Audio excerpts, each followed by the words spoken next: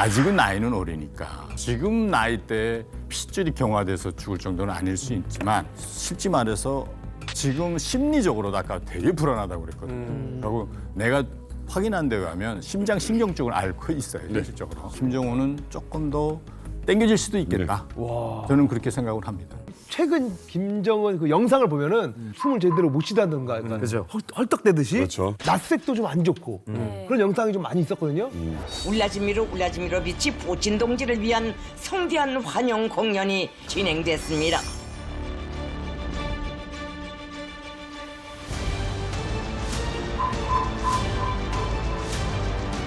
어깨 움직이는 거 봐, 숨 쉴 때, 들숨 때. 대한민국에 온 이일규입니다. 반갑습니다. 굉장히 얼굴이 빨간, 난 그걸 굉장히 특징적으로 생각해서 왜 저렇게까지 빨갛지? 딱 술 먹은 사람처럼. 그리고 이제 특히는 이제 호흡. 이게 사실 가까이에 있어 보면 제가 같이 숨차입니다. 그러니까 이제 막 상대방이 하고 이제 호흡을 하면 옆에 있는 사람이 괜히 동달아 숨찬 그런 정도로 이제 굉장히 그 호흡을 빨리 하고 그래서 이제 분명 이제 건강한 사람은 아니구나라는 그런 느낌 같은 느낌을 받았죠.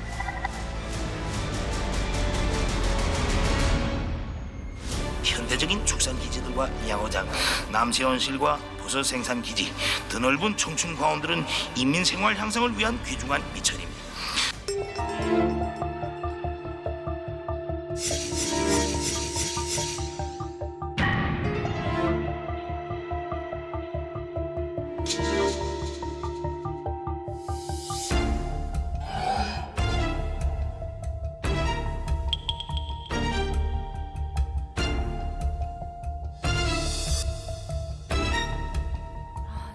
야, 담배를 또 펴, 다 진짜.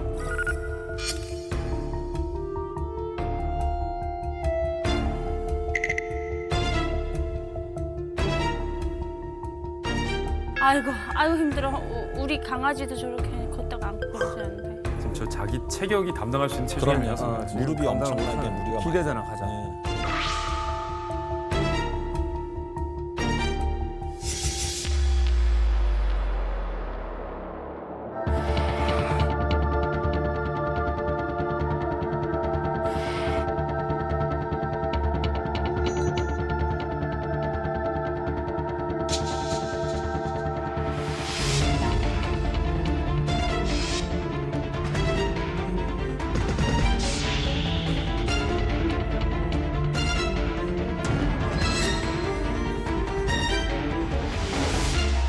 일단 뭐 김정은의 건강에 대해서는 구구한 설들이 있잖아요. 그런데 우리가 이제 확인 가능한 가장 확실한 정보는 키하고 몸무게 정도거든요. 그럼 보면 알 수가 있지 않습니까? 키와 몸무게만 가지고도 그 체질량 지수 BMI를 측정할 수가 있습니다. BMI 공식은 일단 몸무게를 구합니다.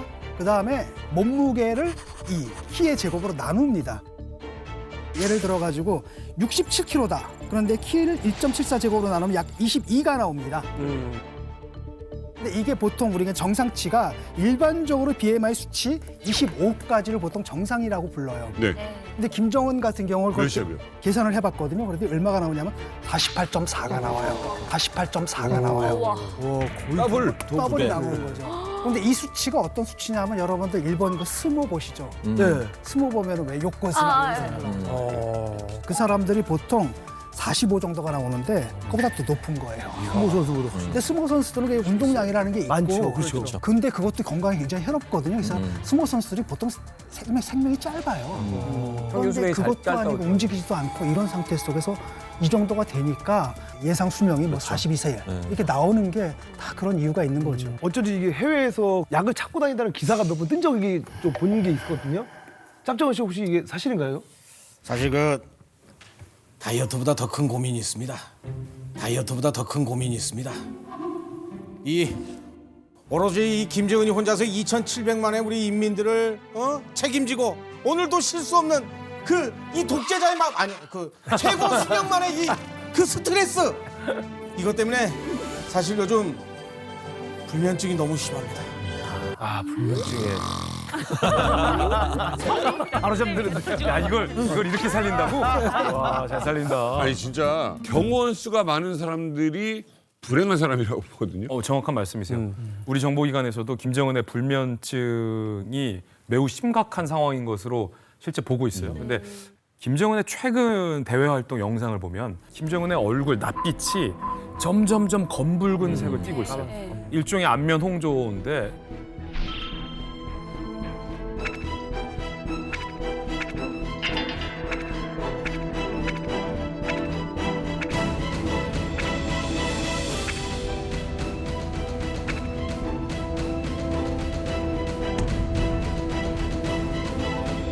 많은 전문가들이 그 영상을 보고 김정은의 어떤 정서적인 불안감, 미래에 대한 심리적인 불안감 때문에 그 불안감이 안면 홍조 증세로 발현이 된다라는 걸 통일부 장관이 얘기를 했거든요.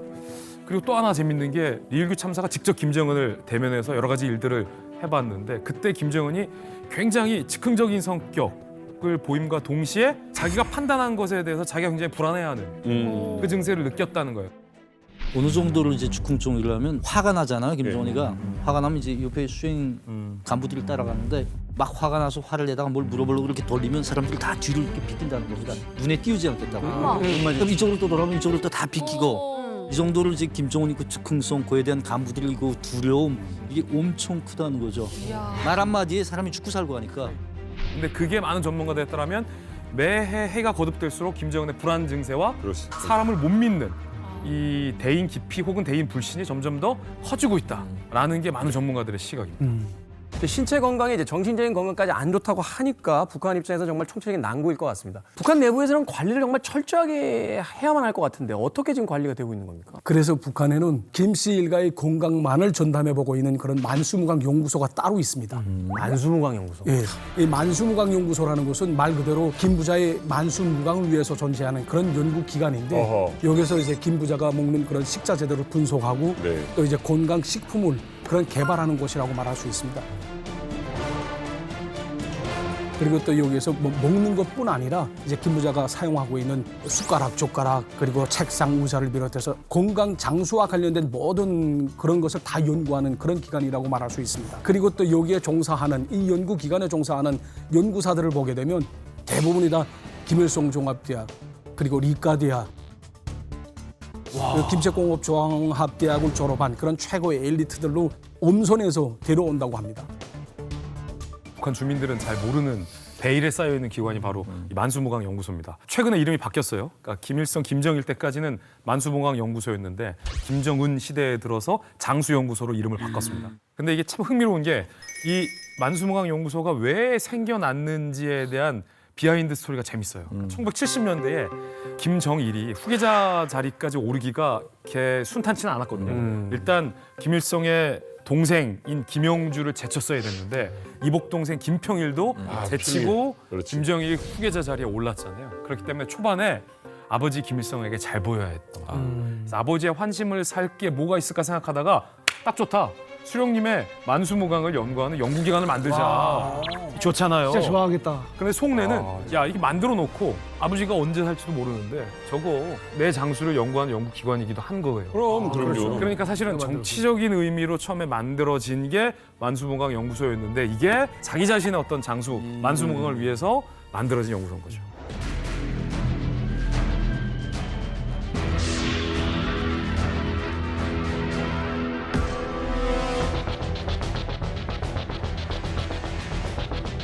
세 개나 있네요. 세 개.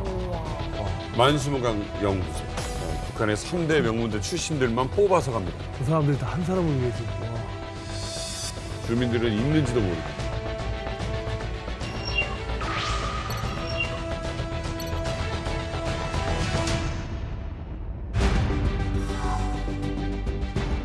2,500명.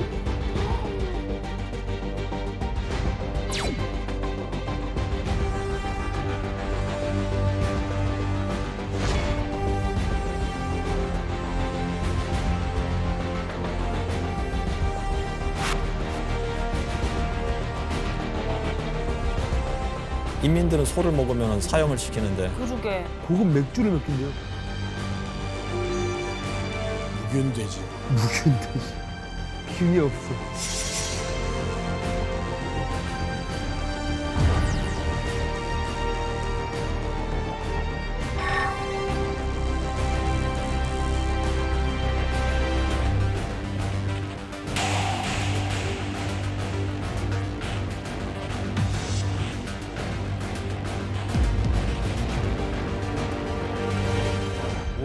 막히죠. 네.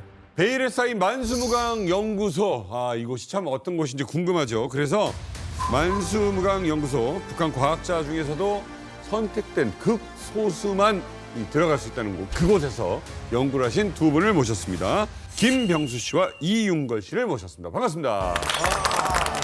자, 먼저 인사 부탁드리겠습니다. 네, 안녕하십니까. 저는 북한에서 김부자의 건강장수를 연구하는 만수무강 연구소, 저희 연구소 명칭은 만청산 연구원이었습니다. 거기서 연구사로 근무했던 김형수입니다. 예, 고맙습니다. 아유, 우리 형수님. 저는 이윤걸이라고 하고요. 네, 북한에서는理科대학 생물학부 세포생물학과를 졸업하고 동물생리학회에서 최연소 준박사를 받고 우리 말하면 그래요? 석사를 받고 김일성, 김정일 장수를 연구하는 연구소인데 내부에서는 활부라고 부르거든요. 활부. 그런 연구소에서 일하다가 왔습니다. 대단한 생활. 되게 미남이세요. 감사합니다. 해병 돌격머리로 하고 있는데 잘생긴 사람만 가능하거든. 맞아요. 이름을 갖다가 그 영어식으로 읽으면 이연걸이 되잖아요. 아니 김영수님,理科대는 인정하시는 곳이죠? 거의 인정하죠. 이과대학은 예전에 또 김성종합대학 분교로 되었습니다. 거기서 분교가 있어. 참고로理科대학은 사실은 조선노동당 조직지도부 직속理科대학이었어요. 아, 그래요? 김성종합대 분결이 지면서. 아, 제가 분교를 86년도 국가가온 재정이 좀 어려우니까 국가적으로 넘어가는 상황이었습니다. 그죠? 그러니까 만약에 다시 기회가 있다면 김일성 종합대학 가시겠어요?理科대 가시겠어요?理科대학 가죠. 원래 두 개 다 받았던 적이 있어요. 저는 특별한 케이스여가지고 그랬는데 제 아버지 어머니가 다 엔지니어 출신들이기 때문에 그래요? 한채 제가 오래 가지 말을 것 같은데 사이언스 하는 게 낫지 않겠냐 뭐 해가지고. 김영수 선생님은 다시 기회가 있다면理科대 가시겠습니까? 김일성 종합대. 둘 다 안 가려고 합니다. 지금 제가 한국에 와서 보니까 어디 가서 제가 대학 졸업했냐 말하면 물어볼 때마다 말하기 좀 딱합니다. 왜냐하면 김일성이라는 이름 들어가니까 다 안 좋아하더라고요. 왜냐하면 우리 민족의 원흉 아닙니까 사실은. 근데 그 이름을 단 대학을 졸업했다는 게 차마 물어보면 말하기가 좀. 그럼 어떻게 뭐 그냥 이렇게 해야 돼? 종합등록이. 그래 그래서 간단하게 말하면 김대 이렇게 말합니다. 김대. 김이 좀 빠졌다 김대. 자, 이제 두 분의 과학자를 모시고 이제 김 씨가 이제 만수무강의 비결이 무엇인지 좀 알아봐야 될 텐데 일단 그 전에요. 독재자 1위를 위한 건강 연구소가 있다는 이야기는 들어본 적이 없는 것 같아요. 이게 실제로 북한에 있는 건지부터 좀 여쭤보고 시작해야 될 것 같은데. 저희 있을 때 연구소가 세 개가 있었어요. 그러니까 기초과학연구소, 저희 만청산 연구원, 그다음에 우리 이윤걸 박사가 다녔던 청암산 연구소 이렇게 세 개가 같은 김부자의 연구를 하는 건데 참고로 저희 그 만청산 연구원은 김일성의 만년장수와 또 김정일의 영원한 청춘을 연구한다 해가지고 그래서 만청산 연구원 이렇게 이름을 달았던 거죠. 이름이. 그래서 당연에서도 그 이름 명칭의 의미가 이거다. 절대로 가족에 가서도 이 이름 말하지 말라. 그러니까 저희 가족에서도 실제 연구소 그 만수무강 연구소만 알고 있지 정확한 명칭 잘 몰라요. 사실. 오늘 절대 지존의 어떤 연구소이기 때문에 모든 것들이 다 보안으로 다 통제되어 있을 테니까. 참고로 말씀드린다면 청암산 연구소는 허위사령부 우리 말하면 그러네. 경호대 직속이고 경호처. 그다음에 만청산은 중앙이민의 직속이에요. 기초과학원은 중앙당 재정격리부 직속. 허위사령부는 사실은 현실적으로 군복을 입고 있는 부대거든요. 실제 훈련도 같이 하고요. 토요일마다 완전 무장하고 훈련도 같이 하고. 군인이에요 그러면? 네. 계급도 있고? 네, 그렇죠. 말하는 이제 군 연구소 같은 거네요? 비밀 기관이니까 허위사령부 직속에서 김일성, 김정일이 먹고 살고 뭐 심지어 공기까지도 다 검사하는 데가 바로 공기까지. 연구원들도 있을 거고 또 거기 이제 일반적으로 근무하는 사람들도 있을 거 아닙니까? 그 전체 규모가 몇 명 정도나 됩니까? 그러니까 300여 명이 되는데 120명 정도가 연구사급, 우리말에 한국식으로 하면 연구사급이고 한 석사급 이상들이고 일반 그 운전기사, 그다음에 뭐 실험동물들 키우는 뭐 이런 사람들까지 계산하면 한 300여 명 됩니다. 한 개 연구소잖아요. 근데 지금 전체 세 개 연구소 합치면 그 인원이 한 2,500명 됐습니다. 와. 제일 많았던 데가 기초과학연구소였는데요. 기초과학원. 네, 기초과학원 그게 엄청 많았고 그다음에 저희 연구소나 청암산 이 연구소들에는 이자처럼 몇백 명 단위로 있었는데요. 전체로 김부자를 위해서 건강장수 연구하는 그 연구사만 2,500여 명. 주 대사님 엄청난데요? 예, 저희 누님도 그 만수무강연구소에서 근무를 했었습니다. 저희 누님이 평양경공업대학 식료학부 미생물학과를 졸업했습니다. 최우등으로 졸업해서 그때 중앙당 재정경례부에서 스카우트 당해가지고 이제 기초과학연구원 1연구소 연구사로 배치를 받았습니다. 가족에도 말을 하지 말아야 되는데 이거 말을 가족한테는 말을 유현우 대사님은 방송할 때마다 느끼는 거지만 진짜 로얄이셨어요. 맞아요. 모든 그 집안 어떤 직책이나 이런 것들을 보면. 대박이에요. 그래서 지금 이 세 분이 속했던 그 류현우 대사님 누님하고 이 세 곳의 연구기관을 합쳐야 옛날에 만수무강 연구소가 되는 겁니다. 아니 근데 저는 궁금한 게 왜 세 곳으로 나눠져 있는지 그냥 아예 그냥 하나로 크게 합치면은 좋을 것 같은데 왜? 우리 종민 씨는 독재자 못 되겠다. 이 역대 독재자들이 즐겨 찾던 방법이 있어요. 디바이드 앤 룰이라고 해가지고 나눠가지고 저들끼리 충성 경쟁시키는 거예요, 이거를. 원래 이제 김일성 같은 경우에도 이제 김정일한테 얘기를 했대요. 왜 이게 세 개를 나누냐? 합쳐라. 그랬더니 아이 세 개로 이게 나눠야 됩니다. 왜? 서로 경쟁시키려고 충성 경쟁. 그리고 세 파트가 서로 모르면은 더 긴장할 거 아니에요. 저쪽에서 무슨 성과를 낼지 모르니까 어쨌든 일단 노력을 해보자. 이게 트럼프도 일기 집권 때 이걸 되게 잘했어요. FBI, CIA, 국토안보부 서로 경쟁시키는 거. 저희 연구소도 마찬가지로 이제 호의 가급금 해가지고 당시 30원씩은 추가로 이제 돈을 줘요. 그게 뭐냐면 들어갈 때 서약을 하거든요. 무조건 내부 비밀은 가족에도 말하지 말라 이거예요. 가족에도 비밀이구나. 예, 근데 저희 연구실에 같이 있던 한 연구사가 있습니다. 평의대 교수 출신인데 조회 시간인데 이제 보연들 와서 잡아갔어요. 그리고 그 온 가족이 정치부문 세우서 끌려가는 거 짐을 실었던 거예요. 아침에? 네, 근데 후에 이야기된 게 뭐냐면 우리 연구소에서 그분이 맡았던 연구가 김일성의 이 피를 이제 그 바꾼다, 젊은 사람 피로 바꿔준다 이런 식으로 연구를 하는 게 자기 그 같은 평의대 그 대학 교수들한테 그걸 이제 말한 거예요. 근데 그게 노출된 거죠. 발각돼가지고. 보안을 지키지 않았다. 보안을 못 지켰죠. 그래서 그거 하나 때문에 정치분수에서 끌려갔는데 아마 지금은 살아있지 못할 겁니다.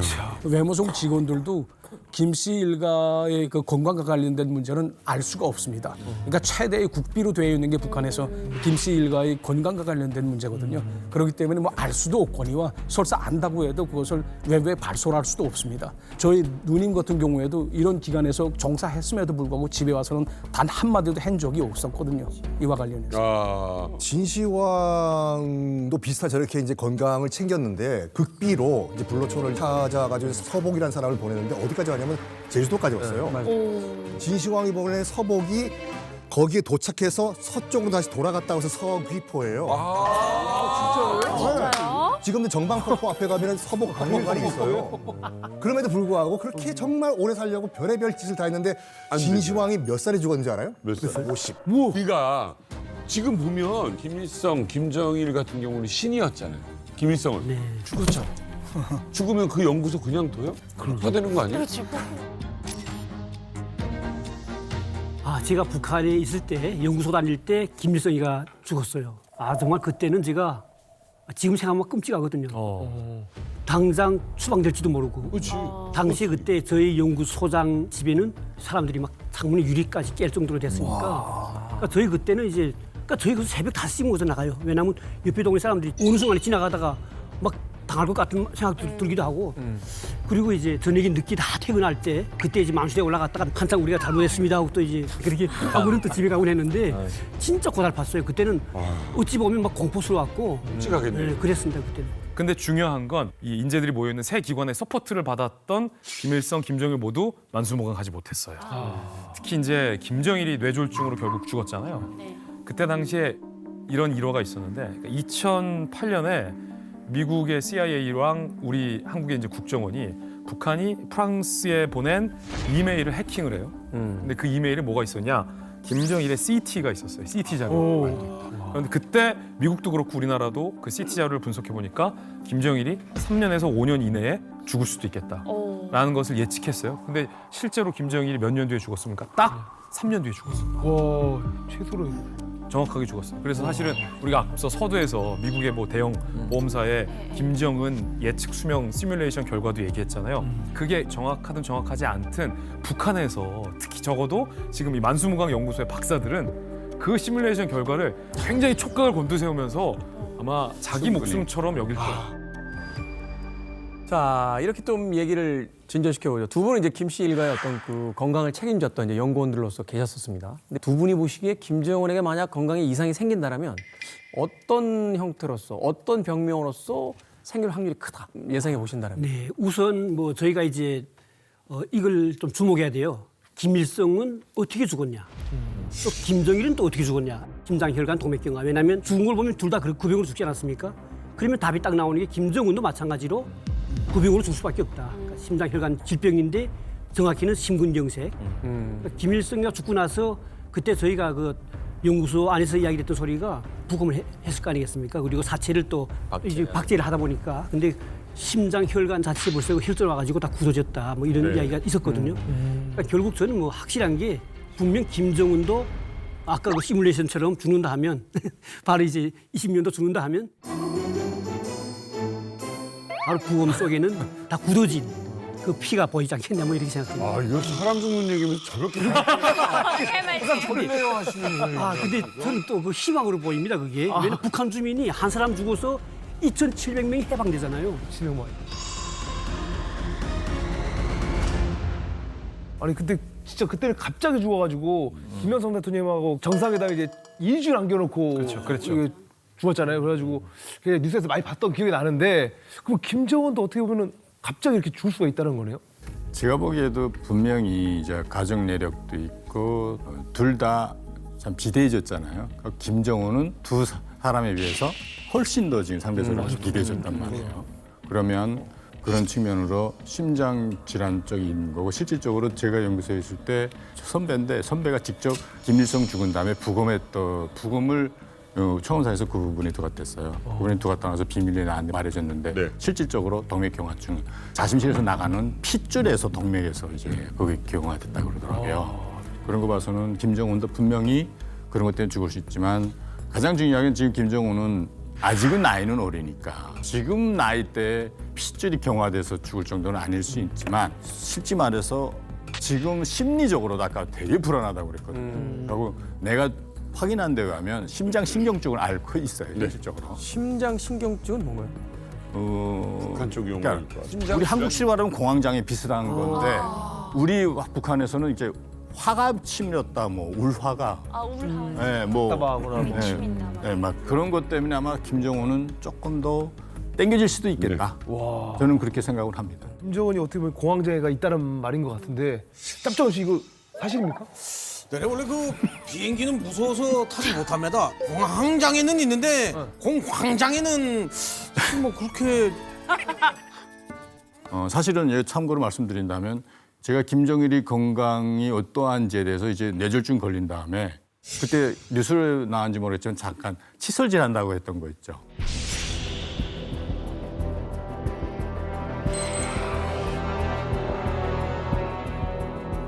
칫솔질 한다고 했던 거 있죠. 그 제가 확인해 줬잖아요. 네, 그리고 북에 계셨어요? 아니 그때 여기에 있었는데 여기 그때 있었어요? 농촌진흥청 생명공학연구원에 있었어요. 저도 알고 싶었던 거예요. 근데 나가서 확인해 본데 하면 칫솔질 한다. 그때 일화가 좀 있었거든요. 뭔지 알아요. 아직도 우리 국정원에서는 어떻게 김정일이 칫솔질했는지를 확인했는지를 말 안 했거든요. 그래서 국정원을 출입하는 기자들도 모르고 있었어요. 그렇죠. 이 박사님 통해서 북한 내부에 있는 후배들한테 확인해서 실질적으로 이와 같은 제가 말씀드린 거는 확인된 사실들이고 거기에 있던 사람들이 지금 다 김정은 최측근에 지금 있습니다. 네. 또 추가로 말씀드리면은 그 김일성이 그 신석증, 우리는 이제 신장 결석이라고 하잖아요. 콩팥에 그 돌이 생기는 거. 이것 때문에 굉장히 고생을 많이 했대요. 이제 1950년대 때부터 굉장히 고생을 많이 해가지고 당시에 이제 그 중국의 중의사들을 데려와가지고 이제 치료를 했는데 이게 안 되는 거예요. 그래가지고 소련의 SOS를 쳤네. 그래서 이제 소련 의료진들이 왔는데 소련 의료진들이 이제 직접 시술한 것이 아니라 이제 북한 의사들을 트레이닝을 시켜가지고 이제 치료를 하려고 했는데 믿을 수가 없잖아요. 저는 끔찍한 포인트가 뭐냐면 160명에 달하는 북한의 그 신장 결석 환자를 가지고 이제 모르모토 실험을 한 거예요. 그런 다음에 이제 김일성이 시술을 받았다고 해요. 아시다시피 신장 결석 같은 경우에는 치명적이진 않지만 이거를 겪는 사람들 말에 들어보면 태어나가지고 이런 통증은 처음이라. 너무 아프다고. 갑자기 오잖아. 악! 하고 쓰러지잖아. 그리고 의미 있는 보고서가 하나 나오는데 1985년에 당시 평양 주재 소련 대사였던 슈브니코프가 소련 당국에 이제 극비리의 보고서를 넘기는데 김일성뿐만 아니라 이 집안 사람들이 다 신장 결석을 가지고 있다라는 보고서를 소련에 넘겨요. 그 말은 뭐냐면은 김정일, 김정은 또 신장 결석으로 지금 고생을 하고 있지 않나라는 우리가 추측을 할 수가 있는 거죠. 일리 있는 말씀입니다. 김일성이가 일반적으로 김정일에 비해서 짜증을 잘 안 부리는 인간이에요. 그런데 김일성은 짜증 부리는 게 딱 세 가지인데 하나 이제 그 혹 때문에 이따금씩 통증이 와요. 그때 짜증 내고 그다음에 신석증 올 때는 어마어마한 짜증 내요. 그다음에 낮잠을 자요. 근데 그 낮잠 잘 때 누가 깨우면 자기 스스로 안 일어나고 깨우면 무슨 급한 업무 때문에 깨우잖아요. 그럴 때 짜증을 부리는 그 세 가지 짜증 부린다고 그 축군 경호원이 제가 직접 말 들었던 적이 있어요. 어쨌든 그냥 저희가 육안으로만 봐도 김정은의 건강 상태가 좋지 않을 것이다라는 건 누구나 짐작해 볼 수 있는데 거기에 뭐 공황장애 또 선대로부터 물려받은 유전병까지 있다고 하니까 만수무강 연구소 과학자분들은 정말 그 불가능한 임무에 도전하고 계신 게 아닌가 하는 생각이 들 정도로 도대체 2,500명이 넘는 이 똑똑한 사람들이 모여서 한 사람, 예? 그리고 그 아들까지 이 건강을 연구하고 만수무강을 시키겠다라고 하고 있는데 도대체 뭘 연구하는지 궁금합니다. 우리 이윤걸 박사님은 어떤 연구를 하셨습니까? 저는 북한에서 냉동생물학이라고 혹시 들어보셨죠? 냉동생물학이요? 한국에서는 초저온 생물학이라고 그래요. 아 냉동인간? 네, 냉동인간. 네, 많이 얼었다. 그것도 뭐 일반 온도에 얼구는 게 아니라 일반적으로 초저온이다 그러면 마이너스 150도 미만을 초저온이라고 그래요? 그러거든요. 그래서 액체 질소에 얼구는데 액체 질소에 생명 물질을 얼궜다가 여러 가지 가공을 해야지만 생명공학이라는 게 발전할 수 있으니까. 냉동생물 한번 냉동시키는데 장수가 무슨 상관이 있어요? 그런 거죠. 이제 실제로 그때 당시 불치병에 걸렸댔으면 이게 죽어야 되잖아요. 근데 앞으로 몇십 년 또는 100년 후에 300년 후에도 낫는 약이나. 다시 깨어나서 살 수 있으면 그때 다시 살겠다는 거예요. 그러니까 만수무강 연구소에서 그 세포 동결 통해서 조금 더 나아가서 김일성, 김정일까지 냉동시켜서 살릴 수 있는 그런 것까지 하기 위해서 사실 저는 스카우트된 거예요. 원래는 출신이 토대 나빠서 절대로 못 가는 건데. 네. 냉동인간 만드는 방법은 뭐냐면은 심장이 딱 멈추잖아요. 그럼 30분 이내에 체온을 갖다 영하 3도까지 딱 끌어내립니다. 그 상태에서 피를 다 빼는 거예요. 피를 다 빼내고 피 대신에 이제 부동액을 집어넣는 건 왜냐하면은 냉동시켰다가 다 하게 되면 예컨대 채소 같은 거 이렇게 하게 되면 이게 세포가 다 파괴가 되거든요. 물러주고. 그러니까 그걸 막기 위해서 이제 부동액을 집어넣어가지고 영하 79도까지 그러니까 액체 질소 안에다 집어넣는다고 하거든요. 아우. 그 상태에서 나중에 이제 해동을 하는 건데 가장 큰 문제 역시 이게 설사 된다 하더라도 뇌는 어떻게 하느냐. 만약에 딱 됐는데 내가 내 뇌가 아니야. 누구야? 내가 아닌데. 그렇죠. 근데 그럼에도 불구하고 생각해보세요. 내가 본인이 당사자라면 어차피 난 죽어야 돼. 혹시 모르잖아. 이런 희망을 갖고 동면에 드는 게 그냥 죽는 것보다 훨씬 좀 덜 불안하지 않을까. 희망적이죠. 그걸 이제 90년대부터 하셨다는 거죠? 그러니까 실험은 89년부터 들어가서 91년에 성공해서 91년에 첫 논문이 나왔습니다. 지금 논문도 쓰셨습니까? 그렇죠. 네, 논문도 제가 그 논문으로만 3편이 이미 그때 당시 그러니까 뭐 북한에서는 각 분야마다 학회마다 잡지가 하나씩 있습니다. 네. 우리말하면 KCI급. 근데 KCI급 생물학 잡지에 제가 3편이 나갔고요. 어떤 걸요? 관련돼 가지고 신생지 배자의 초급속 동결 보존에 대한 연구 1보, 2보, 3보로 이렇게 나가. 한국 가서 보니까 북한 과학기술 네트워크라는 게 있었어요. 북한 국가과학기술에 대한 모든 걸 이렇게 사이트 해가지고 했던데 거기에 제 논문이 있더라고요. 저기 있네요. 근데 문제는 이 공학이라는 건 생명공학이라는 건 돈이 어마어마하게 들거든요. 근데 북한은 실험까지는 성공할 수 있지만 현실적으로 상용화해가지고 김일성, 김정일, 김정은까지는 할 수 있는지 모르겠어요. 근데 지금 이후에 이 관련된 놈은 누구도 못 쓰고 있더라고요. 제가 이제 서치를 해보니까 아마 쉽지 않을 거라고 생각합니다. 저도 사실은 제 사비를 되게 많이 들여서 한 거거든요. 그러니까 사실 저는 그 이윤걸 씨가 연구한 이 기술이 북한의 영생을 꿈꾸고 부활을 꿈꾸는 독재자들에게 상당히 관심이 있다고 봐요. 실질적으로 미국의 이제 알코 생명재단이라는 곳이 있는데 이 재단에서는 150명의 이미 냉동인간을 지금 했고요. 그리고 전 세계적으로 600명 정도의 냉동인간들이 지금 있어요. 그리고 나도 이거를 받아볼래요라고 줄 선 사람이 한 3,000명 정도 지금 대기하고 있고요. 만약 김정은한테 이 기술을 어플라이 해가지고 냉동인간으로 보존이 됐어요. 근데 50년 후에 깨어났어요. 그러면 아마 국제재판소에서 갑시다 이러고 재판 받아야 돼요, 정말. 주애가 네. 아빠 내가 100기 들었어. 그런 상황이에요. 그래서 제가 봤을 때는 지금 상황이 쉽지 않겠다. 그런 재판 끝까지 생각을 하면은 단순히 다시 살아나는 것이 그렇게 흥미로운 일은 아니겠다라는 생각이 들어요. 김영수 박사님은 그럼 만수무강 연구소에서 어떤 연구를 하셨는지? 예, 우선 제 그 연구했던 그 연구실 명칭을 이제 이야기하면 아마 가름은 갈 건데 그게 생소하게 날 거예요, 아마. 뭔데요? 식품 보약화실. 식품 보약. 식품 보약화. 야, 이름만 듣고 느낌이 오는데요. 식품 보약화라는 말은 하루 세 끼 먹는, 그러니까 김 부자가 먹는 그 음식들, 그 식자재를 모두 보약화된 식자재. 그러니까 실례 들어서 뭐냐면 운공목장에 제가 계속 나가 있었는데 운공목장은 김일성, 김정일 그들의 먹는 그 가축들만 이제 키우는 농장이고 특수농장. 거기에서 제가 그것들한테 사람도 먹기 어려운 사폰 같은 거라든가 아니면 히토산 같은 거 이런 정말 귀한 걸 짐승한테 먹이는 거예요. 그 짐승의 우유나 고기나 그게 그대로 이제 성분들이 동화돼 가지고 그런 것들이라도 계속 들어가서 오래 살게 한다는 거죠. 실례 들어서 또 야채 있지 않습니까? 야채들도 그 야채 속에 그 기능성 식품 아니면 건강식품의 약초들의 그 기본 성분들을 수출 분리해 가지고 비료처럼 주는 거예요.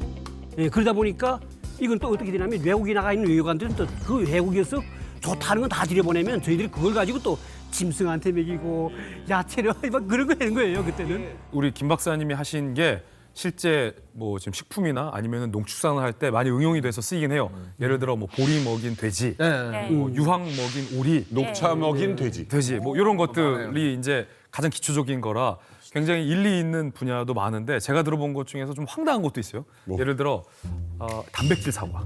단백질 사과? 이건 실제 북한에서 요 만수무강 연구소에서 일하시면서 이 근무를 했었던 분이 탈북하셔서 이제 우리 사회에서 한국 사회에서 밝혔던 내용을 기반으로 제가 소개를 해드리는데 이분의 얘기에 따르면 북한에서 단백질 사과라는 게 있었다는 거예요. 이게 단백질이 어떻게 사과에 단백질이 들어가지 궁금하잖아요. 이분의 설명이 이렇습니다.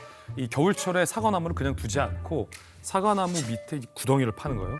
그래서 이제 황구, 누렁이, 어머머머. 개의 사체를 사과나무 밑에다가 묻어서 부식시키는 거죠. 그럼 이제 사체가 부식되면서 그 안에서 뭐 김도 나고 열도 발산되면서 자연스럽게 질소도 형성된다라고 해요. 그리고 이제 봄이 돼서 사과나무 가지치기 할 때는 또 그 큰 개구리 있잖아요. 고단백 개구리를 또 한 망태기를 사과나무 밑에 또 묻어요. 이분의 이론은 이렇습니다. 그러면 이제 황구, 누렁이랑 고단백 개구리의 단백질 성분이 자연스럽게 흡수가 돼서 사과도 굉장히 단백질 성분이 많은 단백질 사과가 되는 건 아니냐. 고기 냄새 나는 거 아니야? 라는 얘기인데 사실은 비과학적이죠. 왜냐하면 단백질 비료를 준다고 해서 사과에 단백질이 들어간다. 이건 아닌 것 같아요.